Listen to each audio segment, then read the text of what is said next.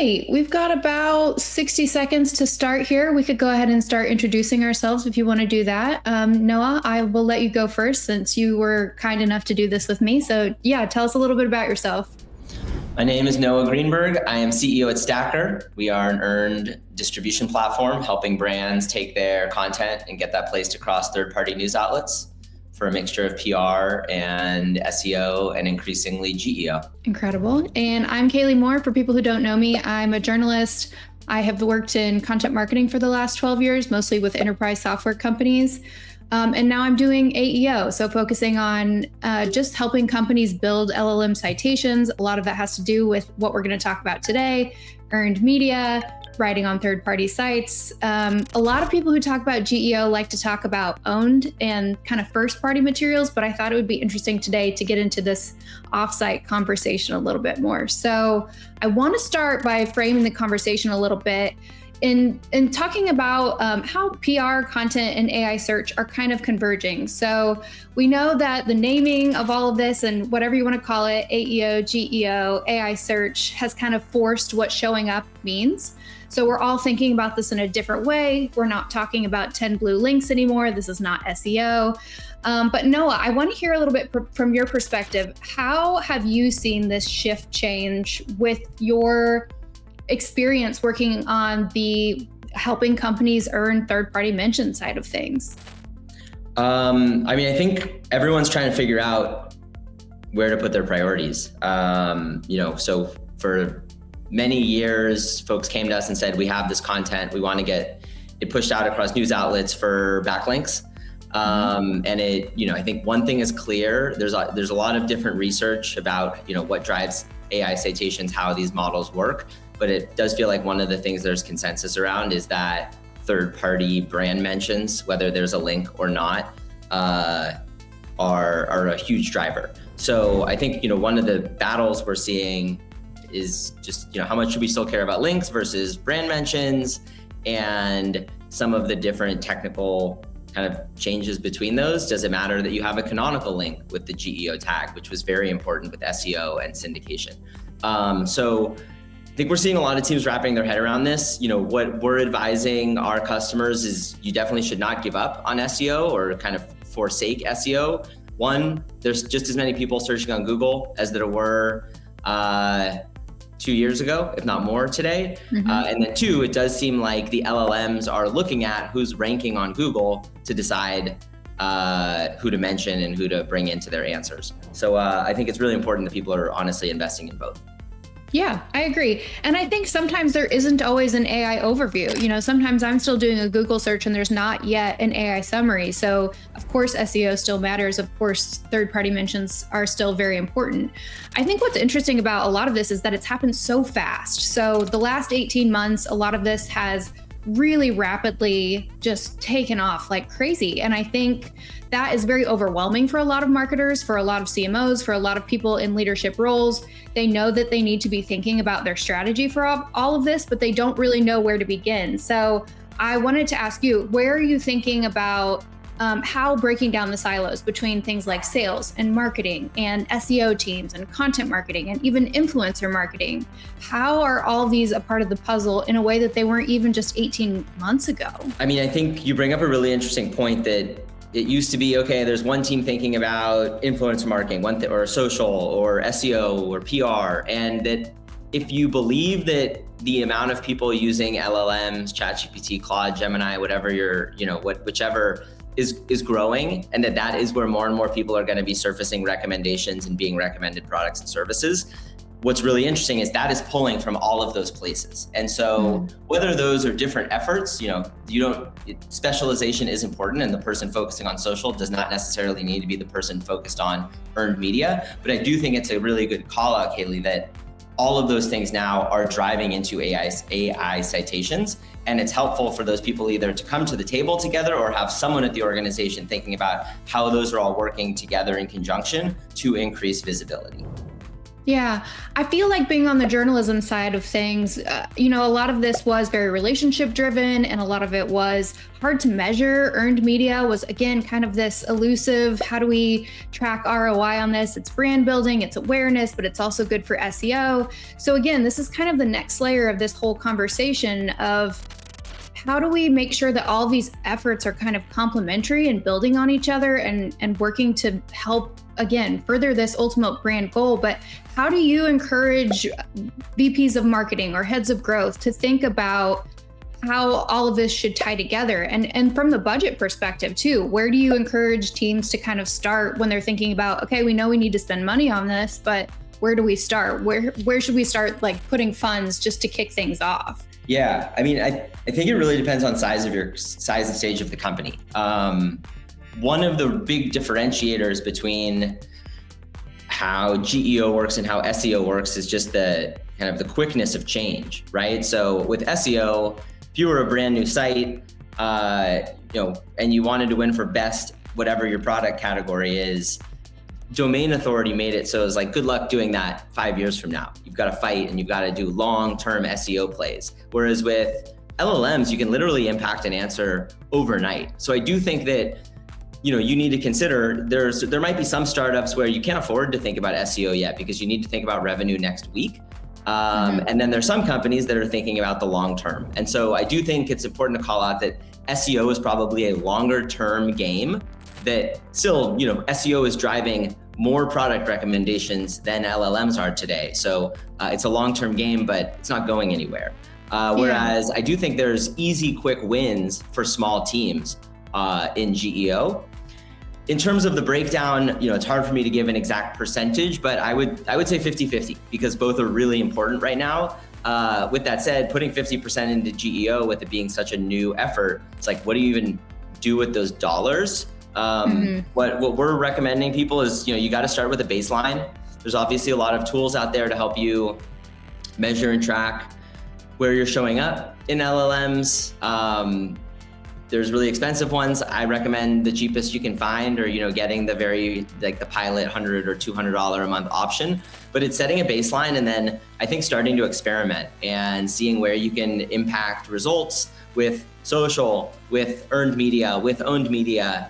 At this point, I don't think the name of the game is how do I double my business with GEO. It is how do I get a handle on how I can and cannot impact GEO so that over the next 2-3 years, as the number of recommendations being made on these platforms grows, that you know what you're doing. I think like the best analogy I've heard is, where we are with GEO is kind of like where we were with Google 20 something years ago, where SEO was small, it wasn't a given that you should invest in SEO. And the people that figured it out early beat the incumbents in the space. And so, you're not going to double your business overnight with ChatGPT, or showing up in ChatGPT, but it's a pretty good bet. Yeah, this is a lot of the conversations that I'm having too on the content side of things. So content marketing teams are thinking about, okay, should we just be using these AI tools to crank out a bunch of content to try to rank for different terms? Or like Liam said in the chat, some are thinking about it more from a storytelling perspective and how do we brand build and how do we think about basically topical ownership across the landscape of the internet. And I feel like that's a lot of what you're doing at Stacker is building that third-party verification layer for the LLMs when it's trying to assess essentially, is this company everything it says that it is?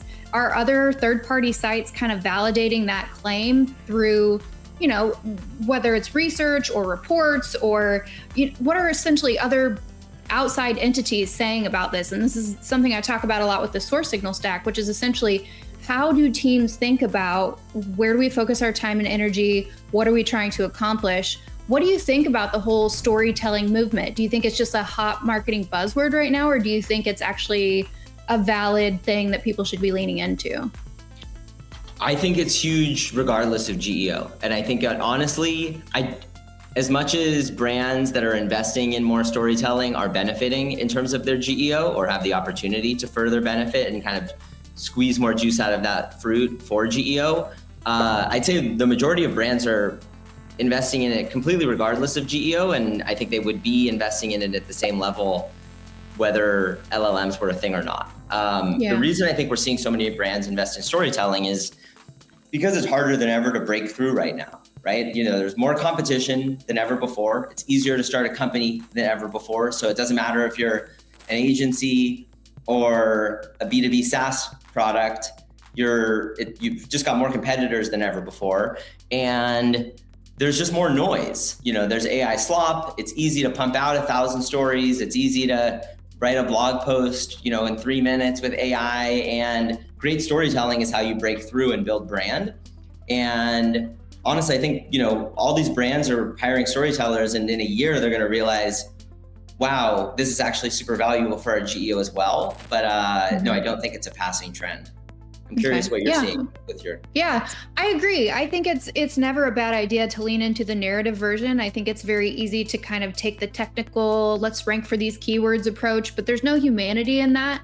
And the more and more that we get into this world of AI, I think people are really hungry and have a good meter for testing. Does this feel like a real human wrote it? Does it feel like it has like heart and soul, to use kind of corny words and language about it all? But yeah, I think it's more important than ever. And I think it's going to become the new filter as well.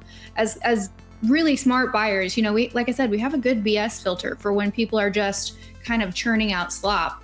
I wanted to ask you too, I saw recently that Stacker had a stat that said, syndicated content earns 2.4 times more AI citations than brand alone content.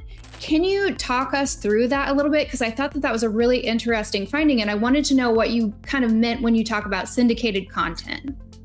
Yeah, so to take a step back, the concept of turning your owned content into earned media with content syndication is not new. So probably the godfather of this strategy was Zillow, where 15 years ago, you would see that Zillow put out market reports and they'd show up on your local news outlet. Here's how housing prices changed in your city or your state. It wasn't paid media. It was that Zillow was writing really interesting stuff, really relevant to local news outlets, and they were running it in their real estate section or in their money section. And we've essentially replicated that at Stacker so that any brand can tap into that same distribution network, so that if you are producing owned media or you're producing editorial in-house, you can get that republished as you've written it across dozens, if not hundreds of news outlets. And what we are seeing is that by doing so, you can increase the amount of times that you are being cited in LLMs for that story that you've written. Why that's happening is because these models are probabilistic, and at the end of the day, the more inputs of your research of your story that are out there for these LLMs to go out and ingest, the more probable, the more likely you are to get cited, right? So, you imagine in one world, Instacart puts out a story on the most popular groceries last month in every state, right? That exists on Instacart's website. When I'm having a conversation and I'm asking, I'm thinking about what I should make for dinner, and it says, well, according, Instacart says this was the most popular meal last month, maybe you should try that, right? There's a chance that it does that. But if you take that same Instacart story and then you republish it across Newsweek and Yahoo Lifestyle and the Chicago Tribune and other news outlets who are looking for an interesting piece about what people were ordering to eat last month, there's just now hundreds of opportunities for those LLMs to cite that study or that research. And what we've seen is, yes, you quoted, we ran a study across about 90 different stories that had been syndicated out to news outlets, and we saw an increase in the number of times their research was being cited in LLMs by about 250%. Oh my gosh, wow. I mean, it makes sense. It's a verification layer, right? It's like I said before, if it feels like a press release that's been put out by the company, it's company A is saying company A is great, that feels very different than if it's been republished and syndicated on a national news outlet. And I think this is a really interesting shift that's happening within the PR and earned media landscape as a whole. A lot of people talk about performance PR as well. I think this is all really shifting. And again, it speaks to this integration of, it's not just one program operating on its own. It's feeding this larger goal of how does the brand show up across the whole of the internet. Yeah. And so the perspective that I've been thinking about this from is how do we leverage our internal experts to integrate them into things like reports and data? And like you said, we mined our own company data and we found this finding. That's a great point for a piece of content that you can build an entire report around or a long form piece. Are there any particular formats or frameworks or things like that you're seeing people really lean into when they come to Stacker and say, we want to work on syndicating this, we feel like it's a really great home run piece of content? What does that look like?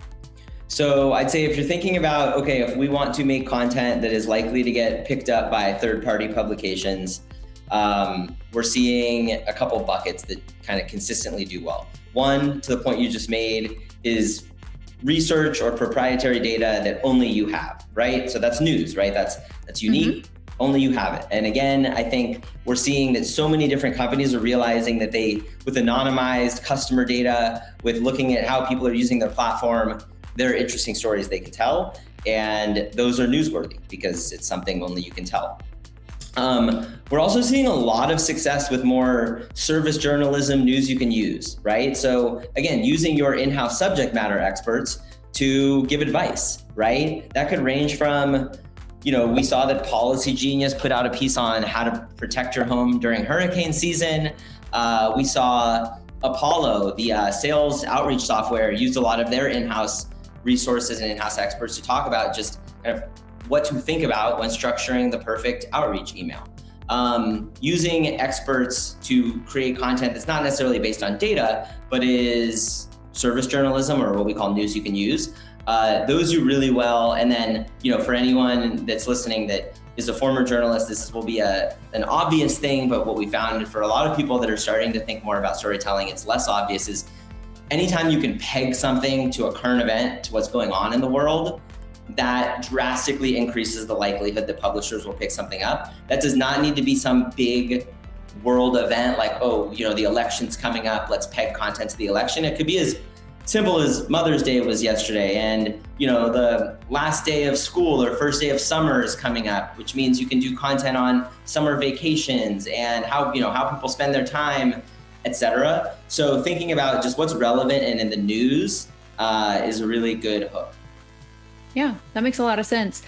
I think one of the main pushbacks I hear when I talk about this, and maybe you do as well, is that people don't have the time or the internal resources to put the research reports together or to talk to the subject matter experts and pull those interesting insights out.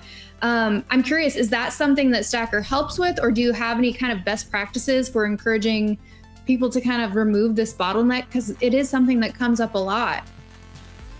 We don't do that. I mean, we do work to help kind of guide content strategy, but we're not in the business of helping dig into your data and find the stories. Yeah. There's a lot of really incredible folks out there that will help you do that. And again, to the point you made earlier, I think that's why we're seeing a lot of brands leaning more into storytelling. It's not something that you can just hire a marketing intern for and say, hey, find interesting stories. But the good news is this is a skill set that a lot of people have spent a lot of time developing. And we're seeing brands start to pay for that. Yeah, I think it's a great pivot, career pivot too for a lot of the journalists who either are not doing journalism anymore or the jobs have been replaced by AI. I feel like that's kind of a natural skill set for pivoting into, okay, well now I'm going to do AEO, I'm going to do GEO work, I'm going to focus on helping brand comms teams with their storytelling efforts and really finding those interesting angles that make for a compelling story that, like you said, then lead to these syndication efforts, which again, I feel like it's all about curiosity and pivoting and just finding your next way to navigate all of this very, very rapid change. I also wanted to talk about this, I think, before we went live, but concept of GEO or showing up, optimizing how and when you show up in LLMs didn't exist 15 months ago. No. Right? This is a very new concept. And I do think you spend a day on LinkedIn and you can feel like you're way behind the 8 ball. But the reality is, if you spend a couple nights and weekends, reading up, studying, playing around and experimenting, you can get up to, kind of a baseline pretty fast. And I think that, there's an opportunity, again, if you are, whether you're a journalist thinking about how can I go find one of these in-house brand jobs, whether you're already in PR or comms or someone on the marketing team, just it's very easy to become the GEO expert in your organization right now. That will not be the case 18 months from now. Yeah, totally agree. And I feel like I was that marketer even just 8 months ago, where I just felt so overwhelmed. Like you said, I'd go on LinkedIn and I would see certifications and courses and people talking about things that I didn't even know what they were. But you're right. It's amazing how quickly you can get up to speed if you just get in the tools, get hands-on, go to LinkedIn and follow a couple smart people who are talking about it. There's so much great thought leadership happening there where people are giving stuff away for free. I feel like that's a great call out for people who feel very stressed out about this, and potentially rightfully so, because there is a lot to learn. What has been most helpful for you as you learn about GEO and all the changes with everything that's happening around LLM citation rate, AI search in general? Do you have anything that you feel like helped you very quickly kind of get working expertise on this? I mean, if you Google, basic guides to GEO, there's 100 options, and, I would read 2 or 3 of them because they all say 85% the same thing. Muckrack actually has an incredible free course on GEO that's very good for the basics. So I'd say for me, it was a mixture of kind of reading up and, again, just saying, I'm going to spend 20 minutes a day starting to study up on this stuff. So then in a month, I've kind of gotten to par with anyone else. And then the next piece is just playing around with it. I spend just as much time, hey, I've got 15 minutes. I'm just going to open up Claude and ask different questions and see what it gives back. When does it mention a brand? When does it not mention a brand? When does it link out versus not link out? Just this past weekend, I was Googling, best solutions to a product, and I noticed, it recommended things. I also noticed it did not give me options to actually go buy that product. So I then went and Googled that product and ended up buying it via Google instead of via Claude. So, just kind of really familiarizing yourself with how this stuff works through primary research, if you will, is just as important as, going out and reading the basics. Yeah, I think that's good advice too. And I kind of did the same thing. I picked one tool and I gave myself a project every single week. And I was like, okay, I'm going to learn how to do this on this tool this week. Next week, I'll try a different one. And that very quickly gets you kind of a working efficiency. And again, there's so much free good content out there. YouTube is great. You can go to YouTube University. One thing I'm curious about, as all of this, we're talking about this big picture of how PR and SEO and GEO and content marketing are all converging. Who owns this moving forward? What role is this? Because I feel like it's a role that doesn't exist now. It's a very T-shaped marketer. How are you seeing this shake out at different companies on your side of the equation? Are you seeing new roles emerge? Is it going to one department? I'd love to hear your insight on that. I think that the SEO team naturally, use your metaphor, whether it's bear hugged or land grabbed or something in between. I think that that's just because they were the team that was, these are search tools. So there was kind of this natural, well, you guys are thinking about Google search, maybe you'll also think about, LLM search. I think also they're just the team that historically has really kind of had an affinity for thinking about data-driven analysis and experimenting, right? So I think what's really interesting and what I talk to a lot of people in PR and comms about is PR and comms is the one actually impacting how this shows up. But PR and comms is not used to doing data-driven analysis on here's the exact impact of the work we did. And so I would say SEO, I'm going to talk about this in terms of like teams are against each other in a race of who's going to own this, just because I think it's helpful to think about where you sit. But I think, the SEO team kind of got a head start on this, but there's definitely an opportunity for PR and comms teams to make sure they have a seat at the table because they are the ones doing a lot of the work that's directly impacting this. With that said, there's a lot of things that go into LLMs beyond just the work that the PR and comms team does. There's how you're structuring your site. There's making sure you're putting out owned media and FAQ and having answers to questions that people might be asking.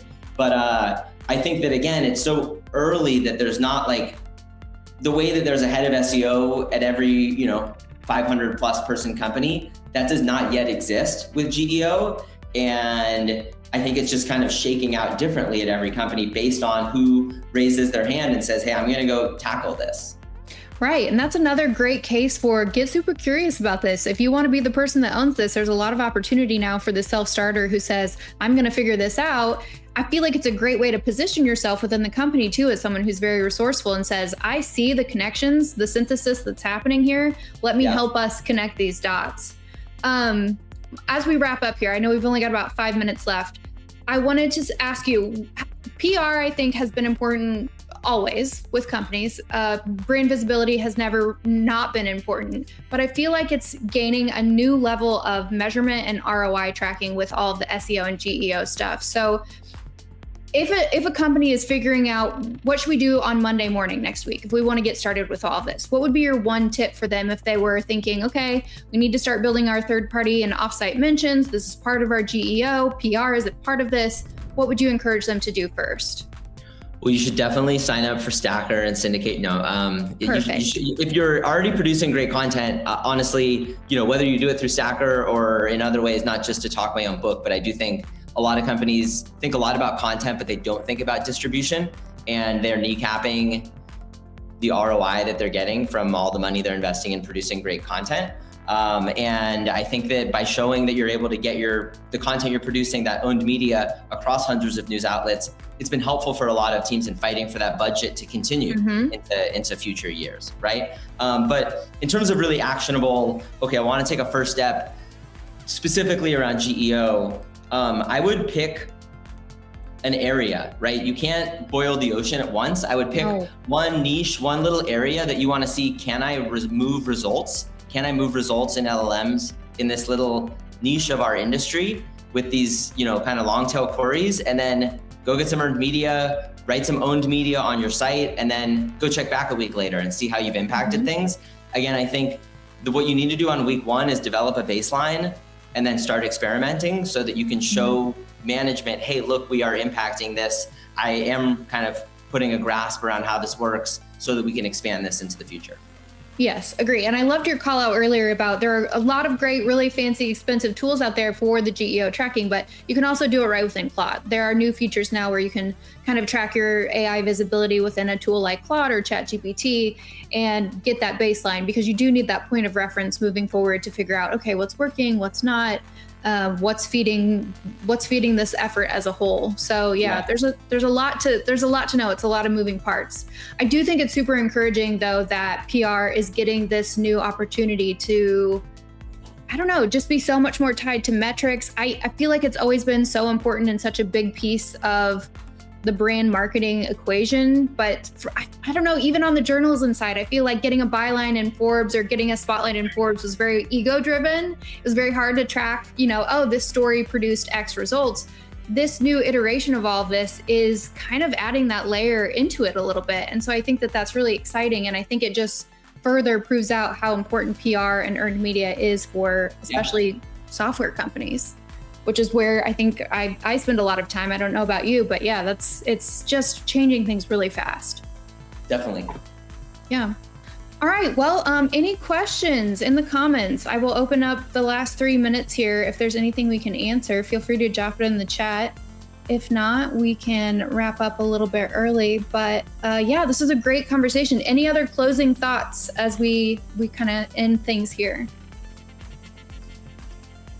Denise says, tackling all the queries is overwhelming. Pick a couple and show results to leadership. Yep, there is a little bit of education that needs to happen around all of this, and that can be an uphill battle, but it is doable. And I think it's as more C-suite starts talking and thinking about, yes, we need AI. How do we do it strategically without just burning a lot of cash? A conversation like this one would be very valuable to just say, okay, here's how we can start chipping away at this and thinking about these efforts as a whole.